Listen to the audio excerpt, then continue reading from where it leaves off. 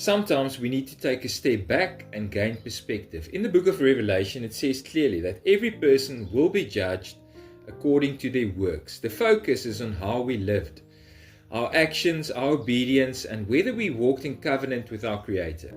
It does not say that we will be judged on whether we pronounced His name perfectly, whether we believed in a flat earth or spinning globe, or whether we had every calendar detail exactly right.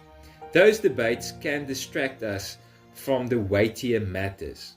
Scripture continually brings us back to walking in His ways, living out His Torah, His instructions, to the best of our ability, loving Him, loving our neighbor, pursuing righteousness, justice, and humility.